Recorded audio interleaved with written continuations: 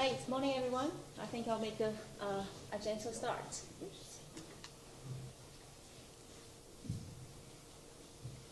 Welcome to Sim 3. And today I'm going to very quickly go through some of work that we've been working on around Sim 3, policy, society and finance. And my name is Ruini Qu and I'm from Heriot-Watt University. So I think we have about an hour and a half, and so I'll kick off. So in my presentation, I'm going to be very quickly go through some of the work that we've been looking at around business side, finance, and social dynamics. So to start with, we've drawn a very simple graph here. This shows the ideal situation. What a circular chemical supply chain, in an ideal dream situation, what might look like. So we would already have the take part being cut off, and also which means that we're not relying on the fossil feedstocks. And in the meantime, we would have the waste being cut off as well, so that we'll be preventing the waste escaping into the environment. So in order to do that, we've color-coded three types of main players within this ecosystem.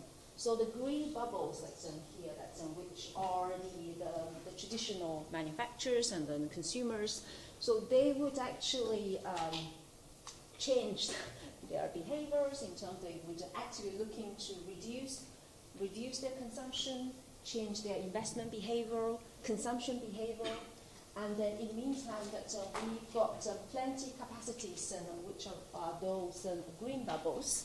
So those green bubbles allows us to be able to capture the waste and sorting them, and then processing and recycling them. So and then all of them allows us to have plenty renewable feedstock which could feed back into the green bubbles. And among them we also have those yellow dots, we call them enablers, which help us to, those are like the data platform to increase the efficiency or transparency, to facilitate to make sure the investment or business to be both economically and then ecologically sound. So that is the ideal situation. Obviously, by looking, the chemical sector is a very complex sector, that we're far from this ideal situation. So we're asking ourselves at the input side of each node, what is stopping businesses and consumers and sourcing only from circular, sustainable, and net zero sources? And then what are the barriers and challenges for us to transit into the circular economy? From the business perspective, from the finance, regulation, awareness, motivations. So that is actually the key questions that we want to ask, and then hopefully we be able to answer some of them as well. So first of all, we're working very close with the business community because we want to understand how business create, deliver, and capture value by advancing circularity. So we know that being circular, means that will have a huge impact on your business model. So we're trying to understand how does become circular means to your business model, and what are the drivers and challenges in increasing circularity.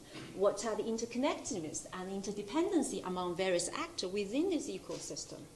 So by doing this, we've designed several case studies which we're trying to align with what the center are doing. But the center are looking at the industrial waste emissions. We're looking at biomass. Also looking at the plastics and polymers. So we've designed several case studies around them. So the first case study that we looked at is Unilever's detergent products, which are made from the recycled emissions. So the value chain really starts from the joint venture that what we call this an ethanol producer between Lanzactec and the Shogang Group. So together that they have a great business model that which be able to turning the emission, the waste, into this great sustainable platform chemicals and ethanol. So subsequently, 3 circular detergent products have been produced by Unilever. They received overwhelming positive feedback from their consumers, from the market. The only downside is obviously that it's costing them. So by using those recycled carbon-based surfactants, so resulting in significantly higher cost. But being a purpose-driven company with sustainability being at the core of their business, LanzaTech has launched those products, i.e. by doing the right thing despite their business model being incomparable initially. So the next case study we looked at the BASF's the chem cycling project. So obviously that's we're interested to look at those hard to recycle plastics. So BASF is obviously the pioneer in this field. So they've had their target to process 250,000 metric tons of chemically recycled material by 2025, and then the same amount annually from 2025 onwards each year. So they've already established a network of partners to work together to capture and chemically recycle different waste streams. For example, that's the reminders helping them to collect and sort the post-consumer waste, mixed plastics, and then they've also working together with those pyrolysis specialists such as Quantifew, New Energy, to helping them to turning those into pyrolysis oil, and eventually that they'll be able to produce the virgin grade plastics. So despite the success that they're facing significant challenges to accelerate the recycling rate, and it's mainly due to the quality and availability of feedstock from different waste streams. And also the chemical manufacturing plants has been designed and optimized to process the traditional or the fossil fuel based feedstocks, and there's a significant investment will be required to make the transition. And well, I know the brew is not a waste, but we've looked at this small case study. It's Celtic Renewables is a young biotech company in Scotland, which they've utilized a local low-value material and to produce low carbon, high value sustainable products. So they're looking at using this ABE fermentation process in which they'll be producing acetone, butanol, and ethanol. The key feedstock they're using are currently focusing on the whiskey production residuals, draft port oil. They're also looking into dairy sector waste.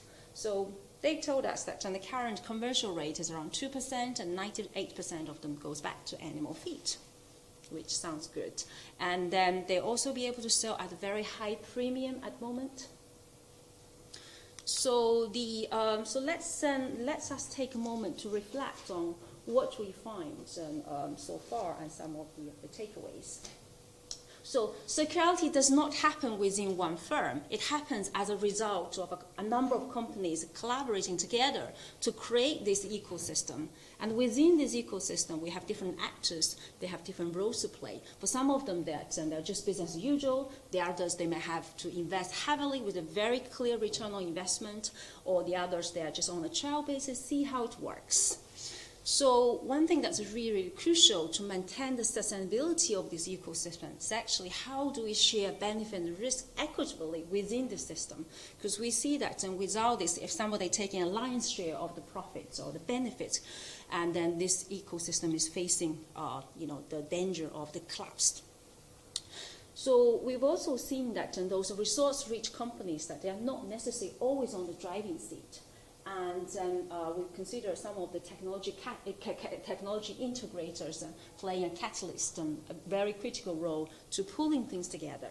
However, over time, the system leader that is likely to change from the technology provider to the product owner in some cases. And we've seen that there are many successful small-scale initiatives. In order to scale up, the process needs to be optimized and costs have to come down to an acceptable level. And in order for the cost to come down, that we need to have more players entering the market and to create more competitions. And the thing is, obviously, manufacture requires heavy capex, and investors, particularly private investors, they would consider circular economy as a high-risk investment because of some of these inherent characteristics, such as the capital intensity, very long payback period, etc. And because of those uncertainties and the sunk interest in the traditional supply chain, causing a lot of business, they wait to see somebody else jump into the shark tank before they committed themselves. So escalation situation. So there's always the stable policy that is a crucial element for an enabler to create incentives. We've also seen that if the large companies, particularly those customers and consumer of chemical products, and by making commitments to purchase more circular green sources, that would actually increase investors' confidence. So we have shared our findings, and also that gathered a number of various different stakeholders and trying to gather more of their views, and we had many fruitful discussions around barriers and challenges and for accelerating circular economy.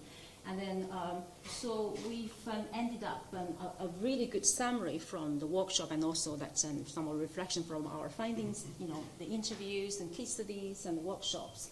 So we have some understanding on that how, the how question. What needs to change to make transition happen from take, make, use, and recycle perspective, and what are the barriers, and what are the forces slowing down or preventing changes from those aspects, and what are the driving forces or motivating change. So as you can see, that at the moment, all the studies are relatively qualitative, but it's absolutely crucial because we need to understand those key drivers and enablers and barriers. So then what's happened next? That we want to quantify some of those interrelationships. We want to understand what it takes for the current system that I think whatever the percentage, less than 1%, to enhance to 10%, 20%, 100%, what it takes.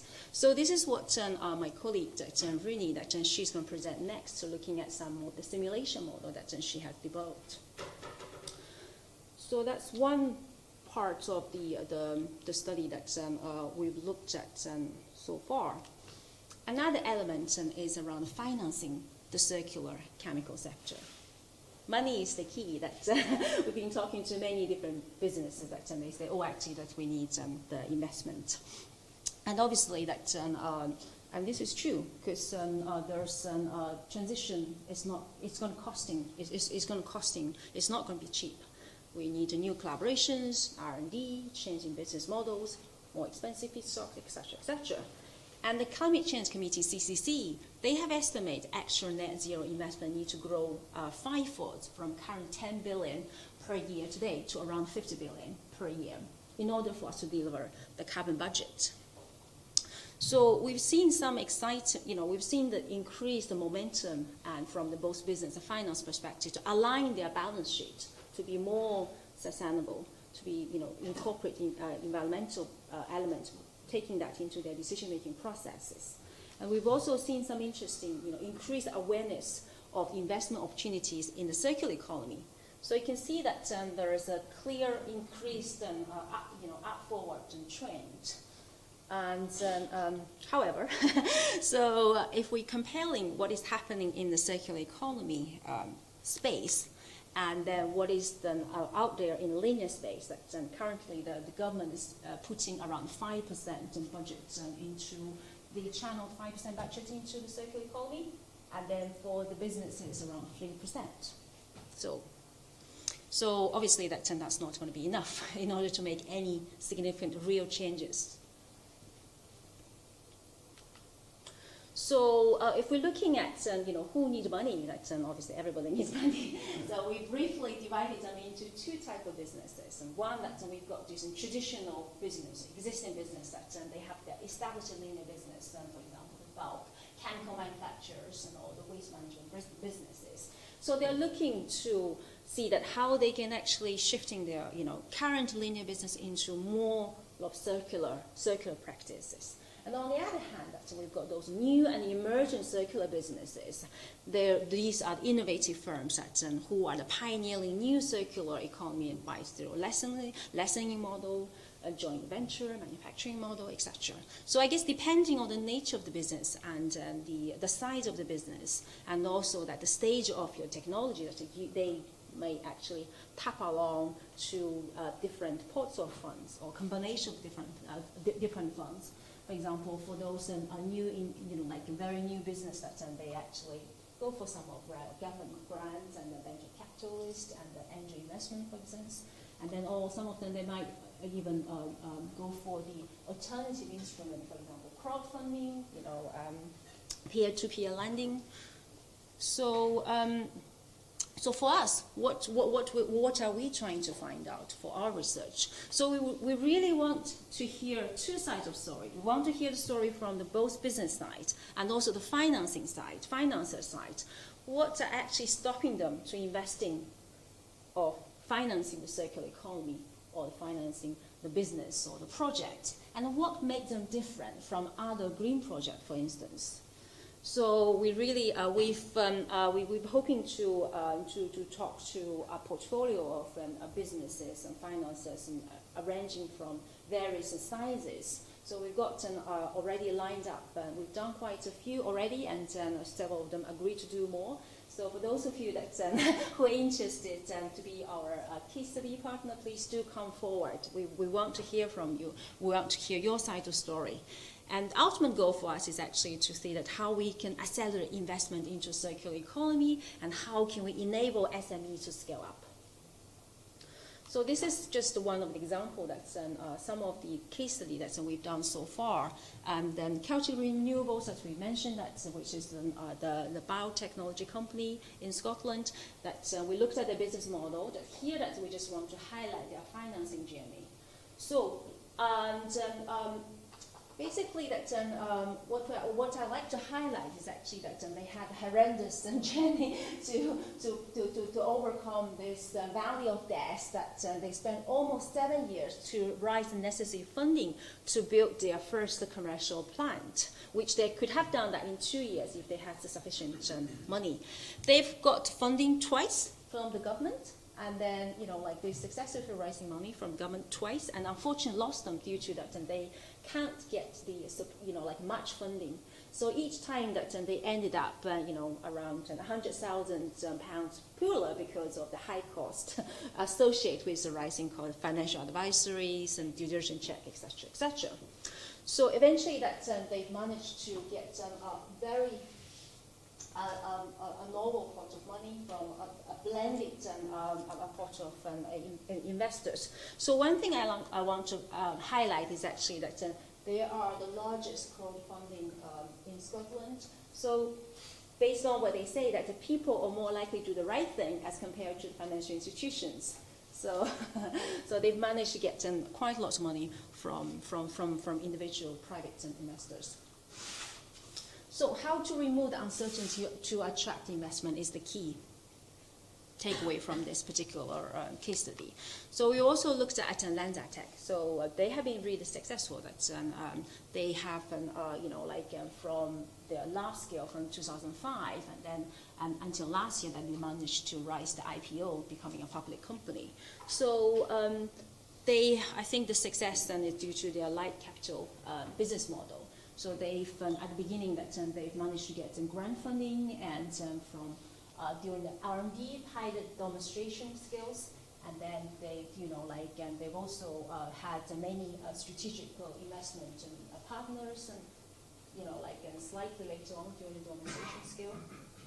And then something that we're particularly proud of, that they actually tap along with this infrastructure fund and then partnered with Brookfield to support construction plans and facilities, helping them to roll out much quickly. So that's just another example that we looked at, which is circularity capital. So this is on the financer side. So this company funded in 2015, and which is the only circular specialist equity fund investor. So they're managing 2 equity funds so far, over 260 million euros. So some of the founders are actually from Ellen MacHalsey Foundation. So so far that they've invested 13 growth stage in circular SMEs, and just give you an idea that they've looked at over 3,000 possible like investment pools, so end up investing in 13 of them. So the competition is fierce.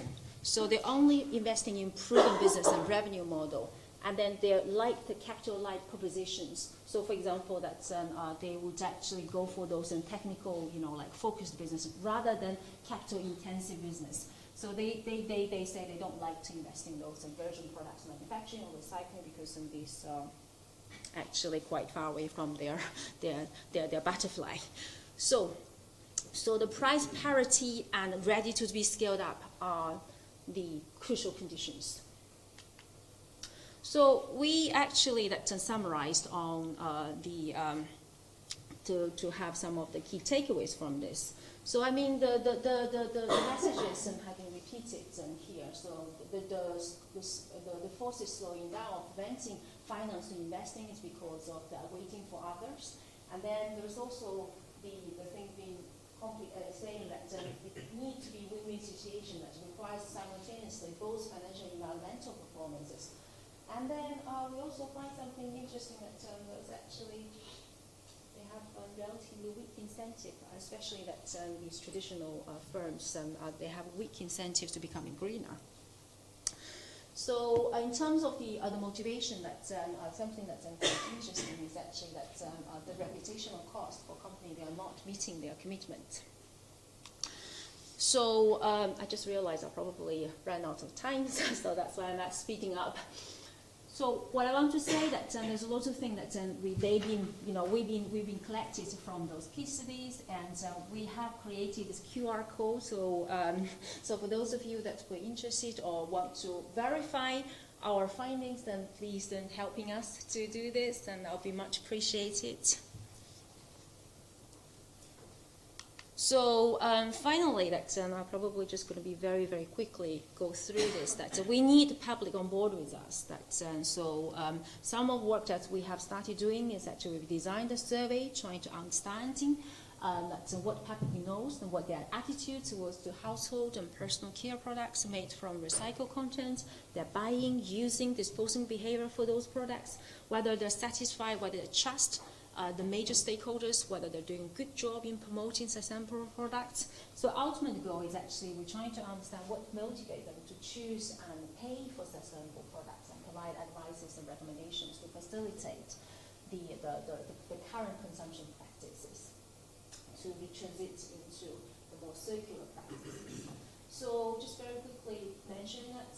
So we've collected over 3,000 surveys, and we the ones that we finally decided to use is 2,613, and with a balanced male and female across geographically spread it out within the UK, and then with a range of people from different education, work status, background, income. So. By looking at cluster analysis, that we briefly divided all these into 6 different group of people.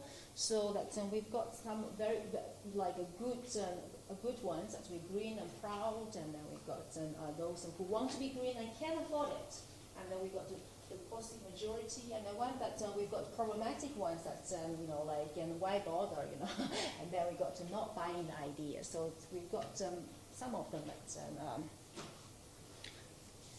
we need to work on.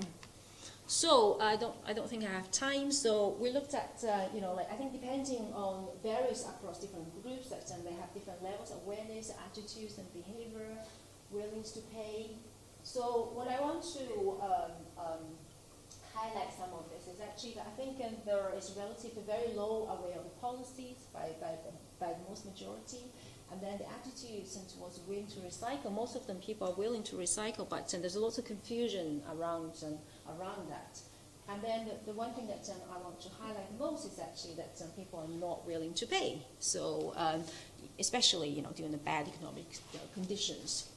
So takeaway from this is actually that there's a clear differentiation between recycled content of the bottle, the packaging, and the actual product. There's also confusing of that. The labeling is not helping, and then there's a need to be from the manufacturer or the to educate informed consumers what the amount needs to be used.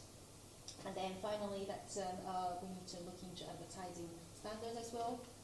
So to just have a little bit of advertisement, that we're going to continue the conversation in Edinburgh next month at Pamela House. That's the last residence of Adam Smith.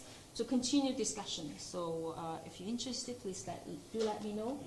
To finish this up, this circular economy is a complex system with wicked problem. We cannot wait for the stars to align naturally. We need to help them by looking at the big picture, policy recommendation, and incentives. We need to look at business models, financial flows, technology, and changing perceptions. So I think that's everything I need to say. And so we've got 3 more presentations lined up. So next is Ruini. So she's going to be looking at modeling the emergency of a circular chemical Thank economy. you, Bing. Just figure out how to. Okay. Good morning, everyone. My name is Ruini Qu. I'm the PDRA of Theme 3. So today I'd like to use this opportunity to present one of our ongoing work, which aims to model the emergence of a chemical circular economy. So I'd like to recall these slides which you saw 10 minutes ago.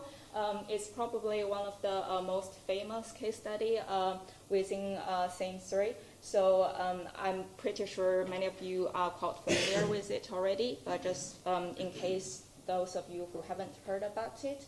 So in this case study, Unilever is dragging the whole system by providing actual demand for the product. They understand the market, they generated the demand. Whereas Shougang Group provides the waste, so that's the carbon emission. And they use the technology provided by LanzaTech to capture the carbon and convert them into ethanol. And LanzaTech act more like a matchmaker to bring everybody together to leverage their market information as well as enabling the technology transformation.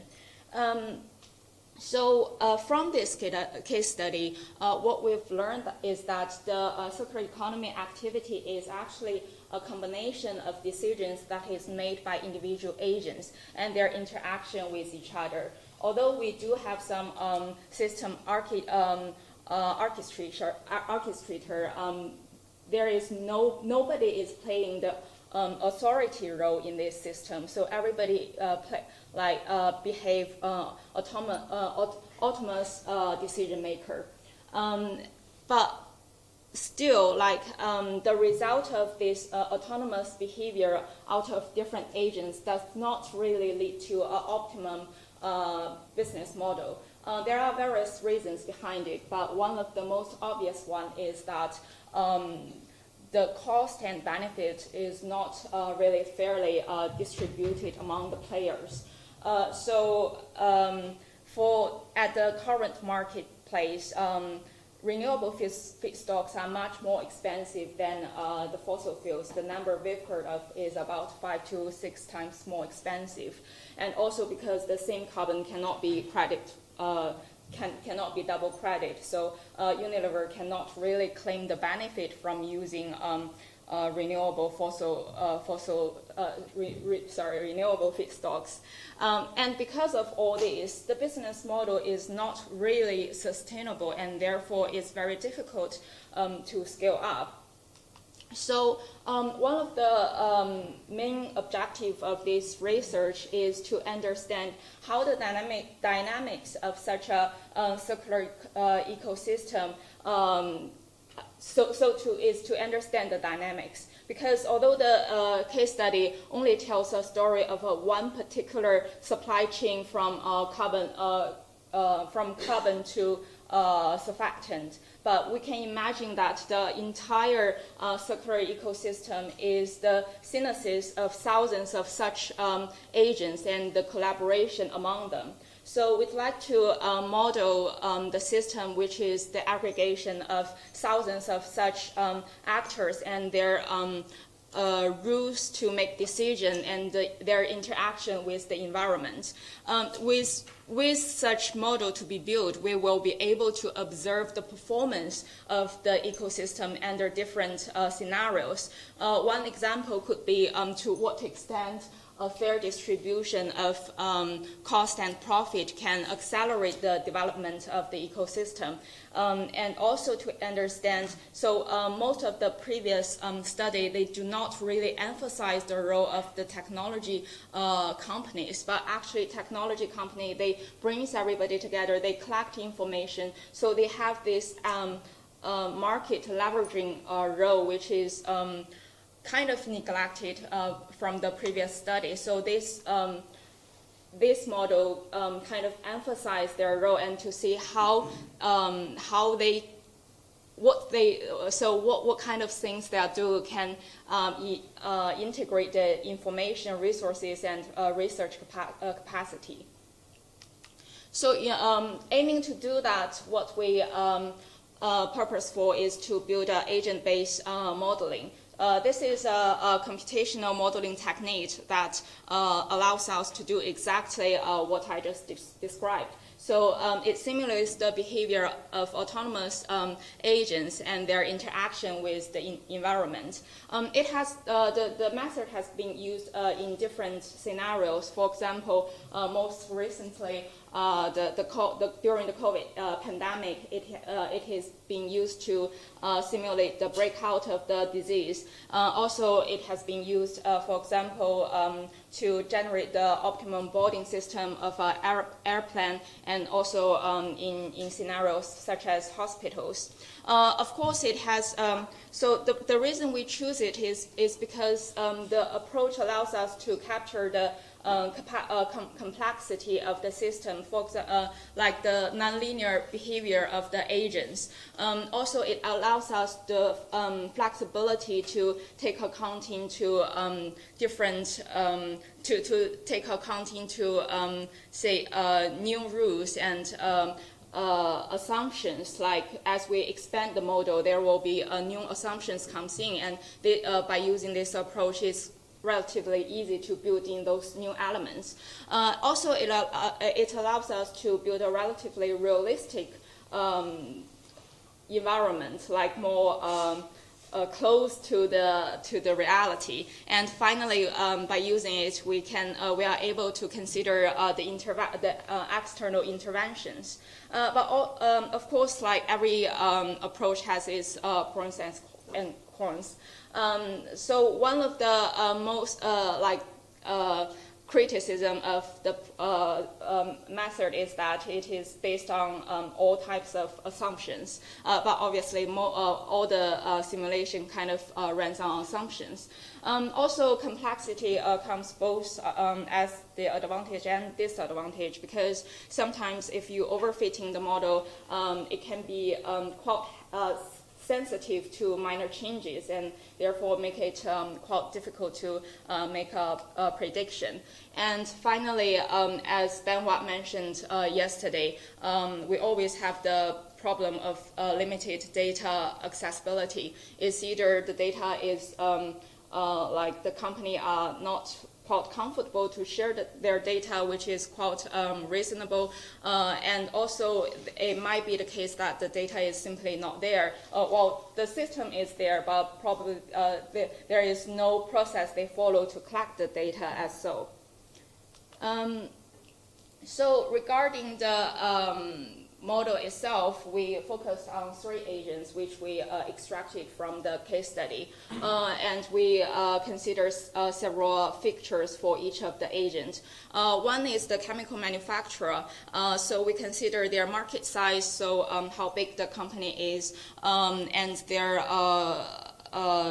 green investment, so how much money they are willing to invest into the green initiatives.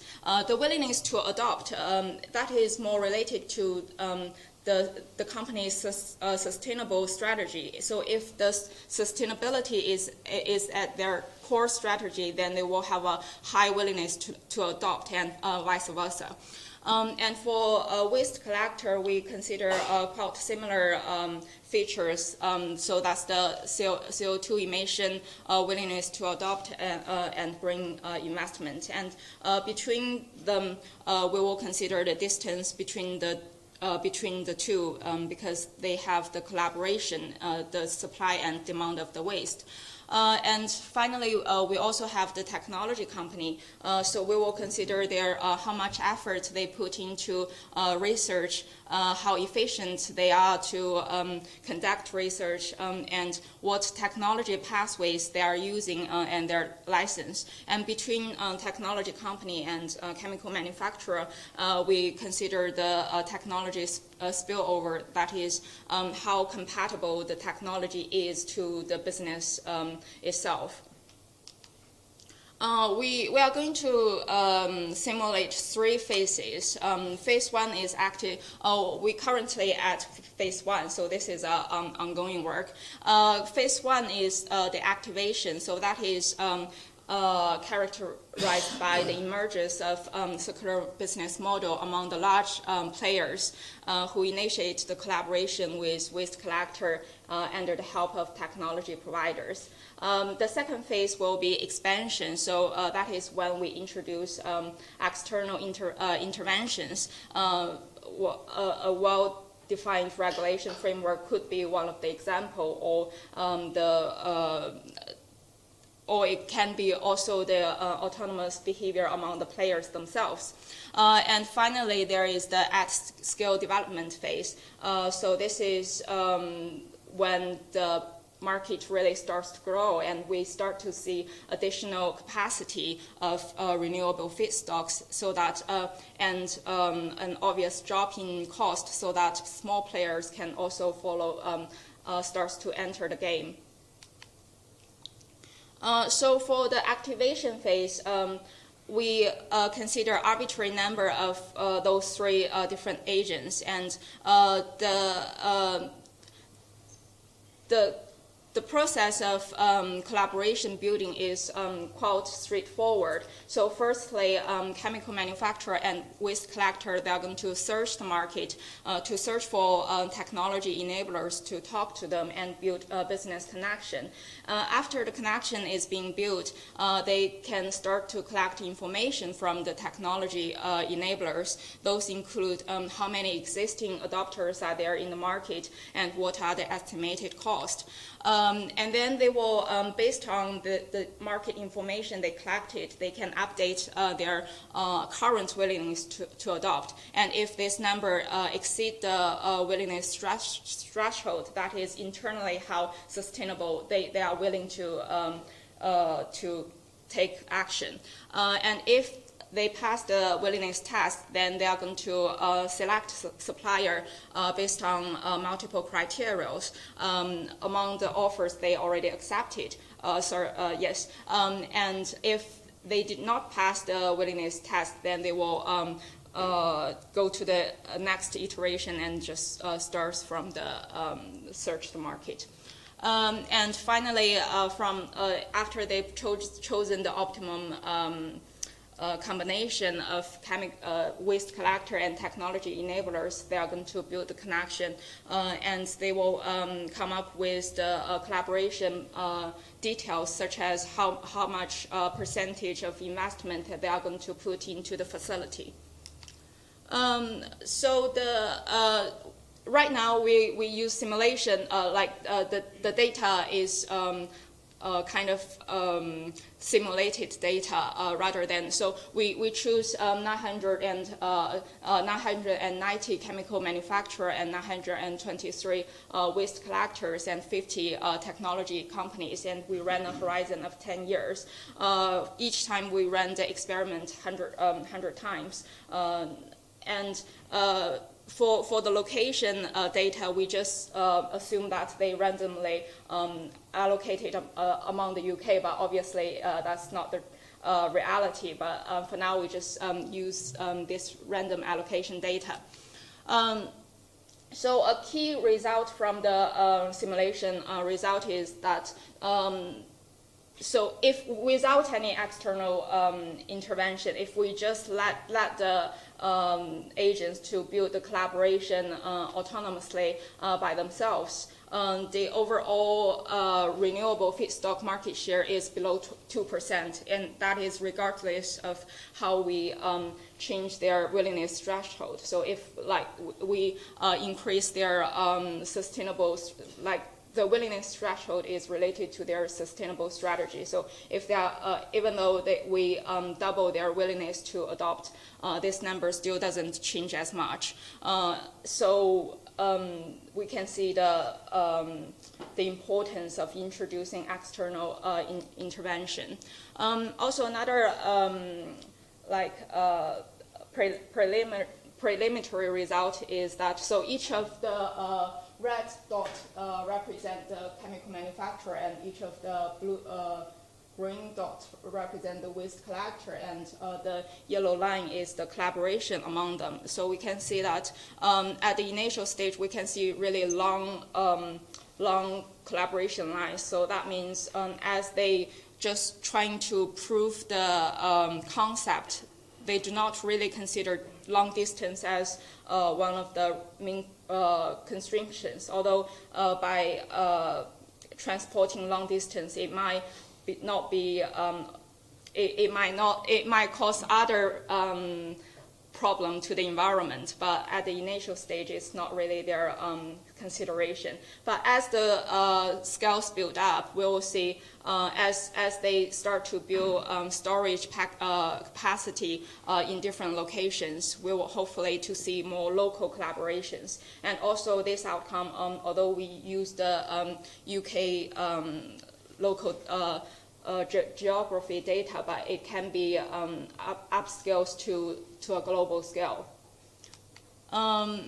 Yeah, finally, so we are at the very initial stage of this simulation, and we are taking baby steps to understand the system.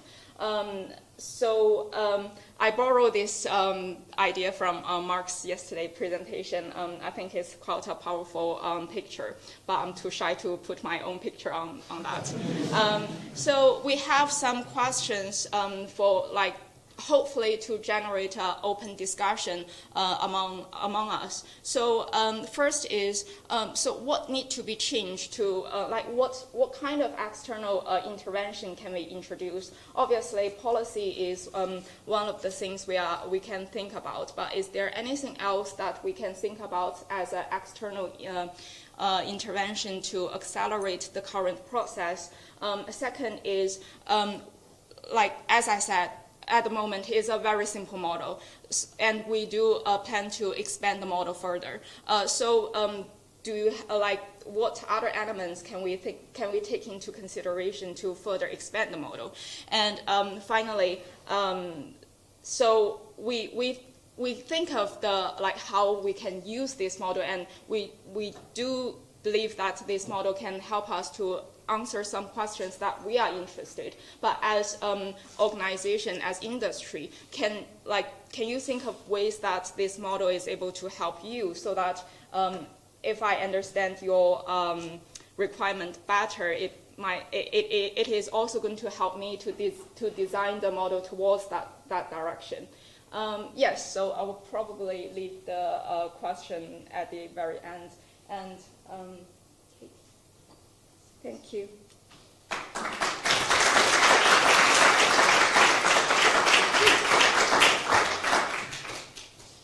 Okay. Good morning, everyone. In case you don't know me, I'm Katie. I'm working in 3 and 3 on the policy side at the University of Sheffield, with the centre, working with Peter. And my title of my presentation is actually the title of my research project. And considering it's about evidence, if everyone is looking at this slide thinking, who is this? This actually is me. This is just photographic evidence of what a PhD research role on lockdown does to you. So there you go. Anyway, moving swiftly on. So we've had two talks today from Bing and Ruini, Heriot-Watt, who are working in Theme 3, so you've had a good idea of what they're doing in the finance side. And this overall figure here just basically summarises what Theme 3 are doing. And I sit on the policy side of everything. And I come from a chemistry background, but the centre was keen to increase, I guess, the amount of scientists that actually engage with policy and contribute towards it. So I sit on this policy side of the theme. And I'm only going to present some of what I've done in my research role so far in the interest of time. So if there's anything I don't mention, please come and chat to me later on, or if I run out of time to clarify things fully, please come chat to me later. Okay, so what are my research aims? One of my first research aims, of course, is there are numerous technologies, I'm sure you all know, being developed by our centre in Theme 1 and Theme 2. And these are generally summarised by these figures, so we're looking at biological routes, electrochemical routes and chemical recycling routes, and numerous other things as well. So my role is actually just looking at what policies are currently out there and also scanning for future policies and looking at any technologies we develop and essentially saying, well, actually, considering what policies are already out there, what's coming up, which technology do we think we should invest more time in, and also letting people know in research themes 1 and 2, actually be aware this is coming up on the horizon, you must be aware of this policy, regulation, standard, you must take this into account in the research. And we're not obviously hoping to use this to help current research in the centre, but we're also hoping to make any research I find help inform new ones as well. And we're really keen to push this on an evidence-based approach. So we're hoping to incorporate lots and lots of data as much as possible into the research, which of course comes with its own caveats. There is loads of data out there, but there's still data we need to collect to answer missing questions, and there's some data we need to update, etc., etc. But we're very keen as a centre to make it that any policies or any technologies we push forward do have the data and evidence that is out there. And this is a major, major aim, but the overall big aim of my research project, which I imagine will go past my lifetime with the centre and beyond, but it will be to devise evidence-based policy instruments to stimulate supply, demand and investments towards sustainable chemicals. Right. So we had a great introduction from Nick this morning going into policy, regulations and standards and what's currently out there. And actually we had got a great discussion about the 25-year environmental plan today. So part of my work is actually, as I've already mentioned, looking at policies already out there. One thing I would like to highlight, as I imagine not everyone, well, hopefully everyone in the room knows this, is we have to consider devolution in the UK. So in the UK, you've got England, Wales, Scotland and Northern Ireland. And you can have what are called reserved policies, regulations, standards, or, reserved and devolved policies and regulations. So it could very well be we set policies and standards and regulations that the whole of the UK done easy peasy. But actually it may very well be that each part of the UK has their own approach. So we've got the 25-year environmental plan, mainly based in England. The Northern Ireland have their own environmental strategy. There's making things last in Scotland and beyond recycling in Wales. And of course, plenty more. This is by no means all the policies out there that are in this research area. So part of my role is looking at this, seeing which bits can work together, what bits do we want to take, and which bits will affect our research in the centre, and looking out for the bits we think are great and which bits need tweaking. So one thing I will implore everyone in this room to think is when you do think of policy, you really do need to take devolution into account. So please, please do. And of course we're looking further afield. Peter mentioned this morning the Inflation Reduction Act that's been passed in America, so part of my role is to not only look what we're doing in the UK, but take good examples and policies across the world, and to essentially incorporate into what I'm doing as well. So that's also part of my work. So Nick gave some good introduction to all the policy tools that are out there and that we use when making policy. But just to introduce some other things that I use when looking at policy, and again, this is not be all and all the techniques I'm using, but when looking at policies, I use a SWOT analysis, so looking at the strengths, weaknesses, opportunity and threats. PESTLE, thinking of political, economical, social, technical, legal, environmental things that could affect policies and or technologies. And gap analysis, so identifying gaps and trying to fill them as well. And I mention these as well because I often get asked, well, what should I think about when I'm doing policy or research? And I think you should be all thinking of things like this. So when you debate the technology, think, you know, politically, is it going to sit well, or will it politically sit well in the future? And so on and so forth. So do think of this in your research. And two things I'd like to mention is, of course, we live in an ever-changing world. Things always change. You know, I didn't think when I was growing up I was going to live through a lockdown, and I didn't think that I'd see Russia invade Ukraine, and so on and so forth. So things change, landscapes change, things are ever evolving, and we have to be able to adapt to that. So when I'm also looking at policies and thinking of things, we try and forward think, but also keep an eye on what we're doing. It's very easy to go down one avenue and lose sight of actually the bigger picture. So in my work, I'm also using theory of change and project evaluation review technique of fertiliser as well, and more. As I've mentioned earlier, Nick's mentioned loads of policy tools that we all should be using, and we are hoping as a centre maybe to even make new ones, although that's a very much longer ambition goal. And one thing I'd really like to highlight, Peter touched on this and other people have throughout the whole of this event, is we need to think of social responsibility. And I know a big thing at the minute is, of course, net zero, which is really important, and carbon emissions.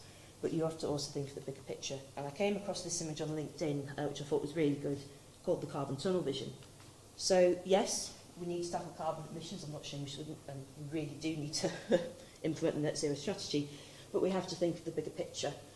We don't want it to be that, say, in the process of reducing the emissions, if we were to, say, completely use up, hypothetically, all the water from one country, that's not good. We're going to increase poverty elsewhere, or even poverty in our own country. That's not great. I'm sure we all know we're in a cost of living crisis, and if, you know, you've got someone who's struggling to pay their bills, I don't think they're actually going to care too much at the moment if you're going to turn and say, well, we've reduced our carbon emissions by 50%. If they can't pay their bills, probably not a high priority. So we need to think of this. Yes, it adds complication, and it's not straightforward, but we are looking into this, and I just wanted to highlight this. And this isn't my own graphic, this came from Jan Knitsko on LinkedIn. Any links I present in the slides, I'm happy to share, as I appreciate you can't click and look at them now, but I would implore you to look at his work and his graphics as well.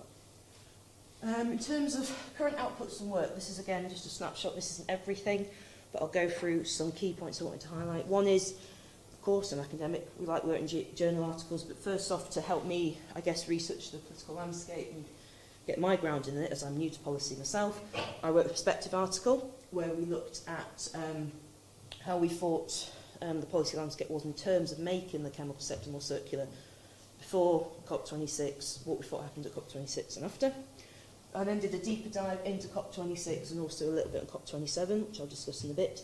Done lots of responses to online consultations, which are listed on there, and I'll highlight later on as well, and this is something Matt's mentioned in his talk, that we're working towards a circular carbon paper, or a carbon in the circular economy deep dive paper. So just to briefly highlight the Perspectives Journal article, basically I did this as an exercise for me to make sure I got a good ground in the political landscape, and hands up, I'm still learning obviously, but essentially went and analysed all the policies that were, well, a lot of the policies that are out there, and tried to get a sense of, well, how much were we pushing towards a circular chemical economy before COP26? How do we think it went, and how do we went after? I'm not going to go into too deep detail about the paper, but essentially this is just one key figure. I appreciate it's quite small in here, but essentially the paper looks into how, you know, a lot of policies, although we are moving away from this now, but before COP26 we were thinking more linearly, but we are getting much better. And the paper also argues that yes, whilst we need to think of decarbonisation, we also need to think of fossilisation as well, which to be fair I think is coming through. I think it's quite a positive looking article. So yeah, that was one bit. I then did a deeper dive on COP26 and COP27. So this piece of work actually took quite a little while, so it was mainly focused on COP26, and then by the time it was coming out, COP27 came around, so it just featured on both. And I'm not going to go through all the numbers on this slide, but I've deliberately put it in to sort of hopefully get people thinking, what do you think these numbers mean? And please come and chat to me later.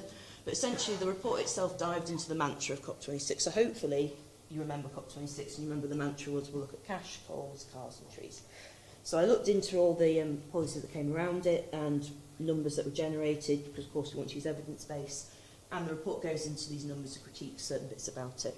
I'm not going to go into all of them now, but just one I want to highlight is the big push was on the tree front. So the big point that was raised at COP26 is that we wanted to increase the number of trees we plant. Which, don't get me wrong, trees are great, increases nature, but I think we have to be really careful with that approach. Nick mentioned earlier that, of course, there's loads of people out there planting the trees, but not thinking of the bigger picture and how it affects biodiversity. So we looked into this further, and Peter's done some work in his group, and these numbers that I'm going to go through in here, basically, if we wanted to plant trees in the UK alone, to capture the emissions that came from car emissions, private car emissions in 2021, that's how many trees you potentially would have to plant per year just to capture that alone. Because, of course, trees take time to grow. They can only capture so much. What if the tree dies? Will it be cut down? Etc., etc. And Peter's group also worked out that you need 22.5 million hectares to plant that many trees, which equates to 93% of the land area of the UK. So hopefully this highlights, yes, we do need trees, but we can't just use that as the be-all answer. We need lots of different approaches. And actually the argument is, a lot of companies out there will say, well, carbon offsetting, I planted a tree, I don't need to worry about my emissions. Perhaps it's not the best approach. But anyway, so that's just a little highlight from that report. It is on our Outputs website, and I'm happy to share this link if people are interested in more in that earlier. And just to highlight, yes, we did look at COP27, but as only a year had passed, me and Peter both agreed really not much had moved on, but we do go into that in the report as well, if anyone's interested. I appreciate it's easy for me to sit here and say I've written this report, we treat this and that, but I've deliberately put this image up because, well, I think even this image doesn't fully show it. Everything is extremely complex. Policy being at the bottom left here. It's easy for me to sit and write this report and go, didn't do this, didn't do that, didn't do that, didn't do that. But then if you were to come to me and say, what's the answer? I've got some ideas, but I know for a fact I do not have the full answer myself. We need a team effort to address this, and it is complex. You may solve one problem that then cause others, or not answer the full question. So I just wanted to really highlight that. Briefly, I'll just go through things that I've done. In terms of online consultations, which I'd implore people in this room do, a lot of people say, how can I engage in policy? And I know Nick was saying this is a final stage when it comes to getting policies, regulations, standards out there, but I would implore you to do this. So this is some I've done. This time I took part in the Post-Mortem Green Steel. Also engaged with a call from the UK Parliament on technological innovations and climate change. And of course one, that was Bayes, as one, back when it was Bayes, looking at market flow emissions industrial products. And again, we are very keen to involve the organisations, so me and other teams actually, it wasn't just me, a lot of other CircularChem members contributed towards this recent consultation with the Welsh Government, because they were looking for evidence on how they can ensure the transition to net zero in Wales could be just. And also we very recently implemented into the circular economy strategy for Northern Ireland, as they've released their first big major circular economy strategy, and they wanted opinions on this, so we've implemented into that as well. Briefly as well, this has already been mentioned by Matt a lot, so one of our keen interests at Centre is not to just only engage but also help policy and government with gaps that we don't know what to do with yet. And so one thing is carbon and circular economy. So I won't go into too much details. I think everyone here has pretty much in the previous talks talked about this, but essentially we all know that a lot of our carbon comes from fossil carbon, and we really want to decrease that and use more waste resources of carbon. So this is a great figure from the Renewable Carbon Institute. I'd implore you to go and read their reports. They've got great sets of reports that are really evidence-driven and have good data.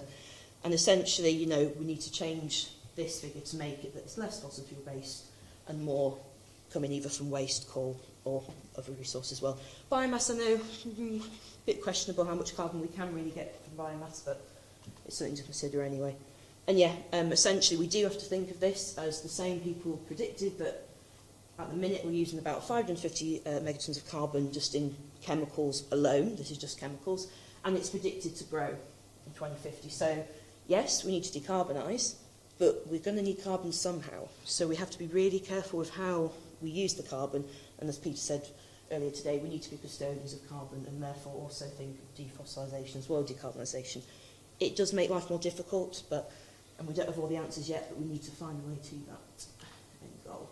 And it's not going to be easy. I don't know how many of you actually know how the petrochemical sector looks. I have to look at this, and I can't remember all this by heart. It's really complex. But again, everything's complex, and if we want to make all this contain circular carbon, there'll be some routes that are easy, but not others. And once we make it circular, how do we track where the circular carbon goes?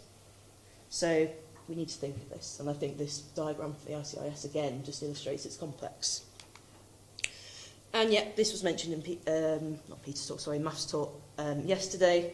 We have put in some question documents together and trying to get evidence to help essentially create this roadmap and get the data we need to address this one question.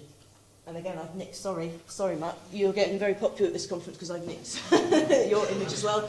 And I didn't want, well, my face is on anyway, but I didn't want to put it over. So yeah, do reach out to me and Matt if this work interests you. And I wanted to also end on the main point. One thing I learned very, very quickly when I started this role is a lot of people mention policy at events, and I'm sure Nick has seen this a lot, sadly, because I probably, was guilty of this when I first started. A lot of people say, need to change policy, that's it. It's not my problem. I'm an academic, I'm in industry. I don't care about policy. And then when you probe them and say, well, what is the current policy or what is policy? You'll be amazed how people don't actually know how to answer that question. So I would really like to implore everyone, if you really do want to make a difference in policy, engage. And to be honest, a lot of the examples here are probably at the latter stages. So, for example, Post Note asks for a lot of consultations, but that's at the latter stage of policy making. Engage with, the devolved nations. Go talk to the civil service and your MPs. Engage as you can. And there's also, keep an eye on what's being debated in Parliament, at Parliament Live TV, because that will give you a good sense of potentially what you need to think about in the future. And I found this figure very recent, and I think this is great. We cannot transform what we refuse to engage. So I've sadly been to some events where we've had people from the civil service who were looking at pesticide control, and when we had a panel discussion, they were asked, why am I getting enough money to pay my bills? They were asked questions that they don't deal with in government. So we need to engage, but also understand how policy and government works and engage properly. So I just wanted to really push that across. Briefly, obviously, please come collaborate with us if there's anything I've mentioned you're interested in or you want to know more. I've not mentioned it on this, but we are thinking, because I know, Nick, you mentioned you were looking into the municipal solid waste side, and that is being looked at, and other things as well. So please get in touch, and yeah, let's make it that we actually engage properly with the policy side. That's it from me. My contact details are on here if you don't have time to chat with me later, but yeah, that brings me to end my talk, and I'd like to have a hand over to Adam now. Thank you.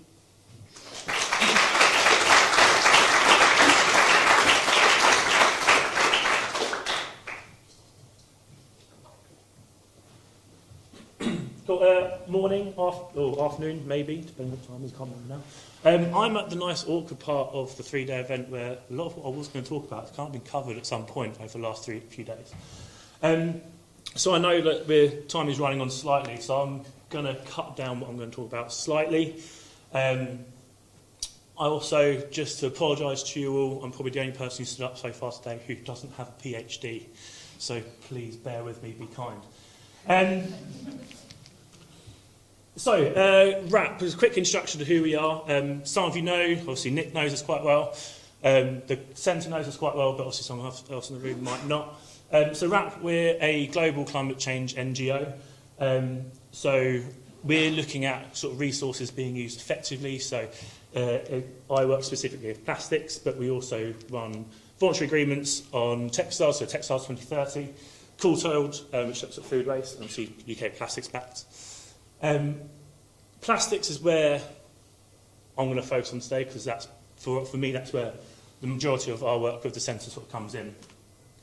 So I work on plastics. So we help Ellen MacArthur Foundation with launching sort of packs and other sort of initiatives around the globe. So we have about 14 globally now we've launched. We have a plastics pact on every single populated continent in the world. We also have just opened an office or a centre in Australia last year to sort of help more around that sort of part of the world too. And last week before, we launched the Columbia Plastics Pact, and we're working on one in Mexico as well. So Nick covered this quite well earlier on, but I thought I'd sort of just reiterate this point. So recycling, to looking at what actually is recycling. So recycling is defined through the RSR up there, also in the Waste Framework Directive, which is still, although an EU Waste Framework Directive, it is defined within that, and it sort of carries over to the UK. So it's in Article 3, I believe, Section 17 for recycling. So the definition itself is recycling means any recovery operation by which materials are reprocessed into products, materials or substances, whether for the original or other purposes, which sounds quite good, nice, maybe a bit vague, but it does carry on to say it includes reprocessing organic material, but it excludes energy recovery or processing materials for use as fuels. So just to reiterate what Nick says about plastics to fuels, it's not something we're interested in. It's not something we think should be carrying on. not something we should be doing in terms of using plastics. Nick also, again, covered the waste hierarchy. So this is the plastics waste hierarchy. I'm not going to go too much detail into the bottom two. There's debate whether incineration or energy recovery or disposal should be one above the other. It depends on which lens you're looking through. But as far as we're concerned, if you've got to that point, we've kind of gone too far anyway. We should be dealing with it further up, as Nick says. So it's important to remember, obviously, prevention and reuse are the priorities. We won't be dealing it with up there. If we're not creating the waste, we haven't got anything to deal with. Nice and simple. Reuse, the more times using it, the less of an impact it's going to have through diminished returns. Last year, we published the plastics waste hierarchy, which looks at all a big range of life cycle assessments. We're doing on behalf of DEFRA. It was actually work we did in 2021, but we published it last year. Like Katie mentioned as well, I'm happy to share any links. If we do share the slides, that link hopefully should work. You can click through it to PDF. But say there's two documents there. One's nice, but it's a summary, nice and easy to go through. The other LCA stuff goes in a lot more detail if that's something you guys are interested in. In terms of chemical recycling, or non-mechanical recycling as we call it within RAP, there's reasons why we call it non-mechanical rather than chemical, which I'll go on to a bit later on. But RAP, we're very supportive of it. It's just a bit strange for a climate change NGO. Most other climate change NGOs don't really like anything to do with plastics unless it's don't have plastics. Plastics are a good material, great material. They're very effective at what they do, bit of a victim of their own success. But we believe that non-mechanical chemical recycling certainly has a big major role to play in the future of the waste industry, not just in the UK but globally as well. Again, the link's there if you want to go into it. I'm not going to be biased, but it's a good report because I wrote it. So it's not particularly long, nice and short. It goes into those key points around looking at what the caveats are around it. So again, working with the plastics waste hierarchy. For fuel is not something we're interested in. Looking at the fact, it's not a silver bullet. A lot of, I know there's a brand in the room, we work quite closely at the back. But there are some brands that have suggested that, you know what, if you put all the plastic in there, it will come out nice and clean and we'll have a lovely new plastic at the end of it. It doesn't work like that, as you know. That's an absolute fallacy. It's not a silver bullet. But it does have some fantastic opportunities of getting back into food-grade contact materials, especially with things like films and flexibles, polyolefins especially, because without that we're not going to be able to get circularity within our packaging. But it's not without its challenges around sort of things like mass balance, which I'm going to touch on shortly. Last year we did a report for the Centre on the non-technical challenges. I didn't write this one, so obviously it's not quite as good as the previous one, but it is very good still. It goes into quite a lot of technical detail. My colleague Thomas, who was here yesterday, some of you met and spoke to, he did it. So we published that, I think it was about a year ago in May. So again, feel free to go through that and have a look. It goes into a lot of detail there. But we did an online open webinar for everyone. So you can see myself there, Thomas, Dean, who he spoke to earlier on, Jeff from Renew LP Mura, who work with certain people in the room up in the northeast. And then there's Paul Davidson, who works at UKRI, who used to work at SABIC, and actually is also ex-RAP, because most people in the industry seem to be ex-RAP at some point. But if you guys, after a lovely 3-day event like this, want to go and watch an hour and a half of people talking about chemical recycling, well worth it. It's a really good session. I very much enjoyed it myself. Hopefully anyone who's in the room who watched it did as well.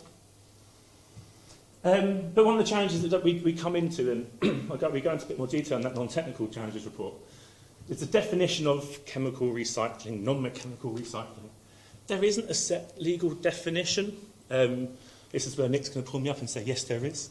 But there isn't a set legal definition of what chemical recycling is, so which makes it very hard to define what we're talking about. There isn't actually an agreed definition within industry either, believe it or not.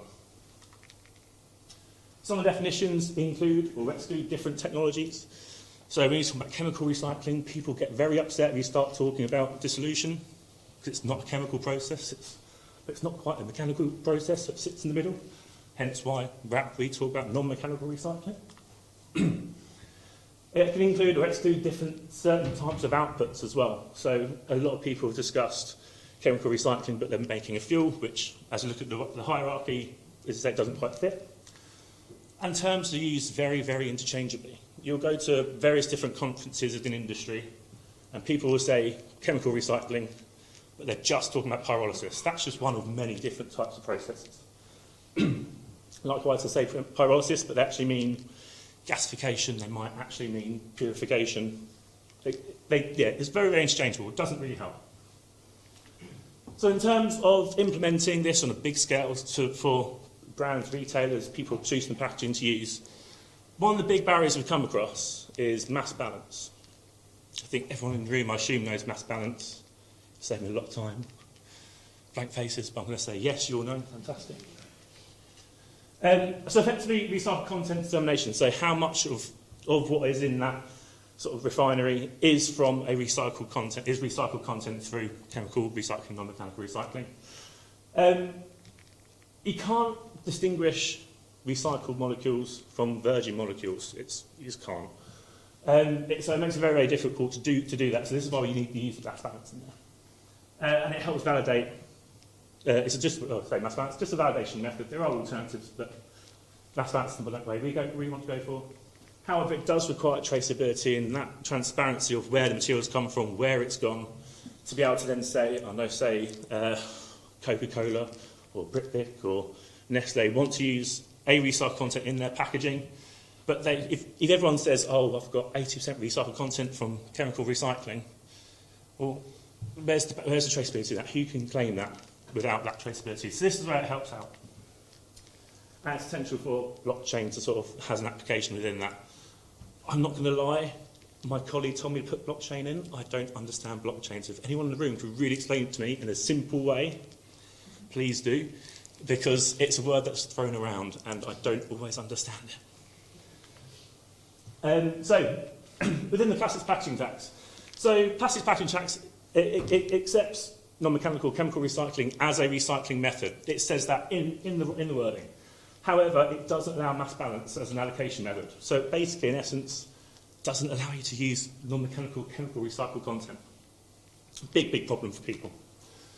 So I'll go back to the reason why it's a big, big problem is if you're a brand and you want to, say, put recycled content into your food contact films and flexibles, and you want to do that through non-mechanical chemical recycling means, because it's the only way you can do it, that's going to be more expensive than mechanical feedstock. So you're already increasing what you're paying for that material. If you've then got to pay an extra £200 or £210 something after the last budget per tonne more on top of that, why are you going to do that? From a financial point, it doesn't really make sense for anyone. So we've engaged with HMRC on this a number of times. So has industry. HMRC have had a working group with industry about the tax in general, as it comes up over and over again. So throughout 2022, HMRC did a very good job, to be fair to them, of engaging with industry, finding out more about what mass balance is, how it works, why it should be used, what are maybe the drawbacks of it, trying to understand what their concerns are and sort of alleviate those, get the evidence behind it. Unfortunately, there isn't any timelines for its inclusion within the tax. But they are working to develop a resolution. And that resolution is going to be dependent on public consultations, potential change to legislation, ministerial sign-off, which is why, it can take a long time, but it's in process. I know it's not DEFRA's remit, but obviously Nick went into sort of how those sort of things can take time. Oh, I've gone to summary. I've really raced through this. So, main problems we've got, so the highlighted issues we've got here. As definition, we haven't got a legal binding, agreed, accepted definition for non-mechanical chemical recycling for plastics. Something we're working with in REVAP to try and at least get an industry one that we can then hopefully work with our colleagues at DEFRA. The waste hierarchy.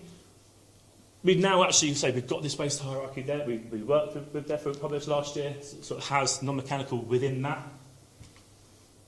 Mass balance, as I mentioned, I won't go over that again, but yes, we need mass balance included in the plastics packaging tax to help build those business cases as well.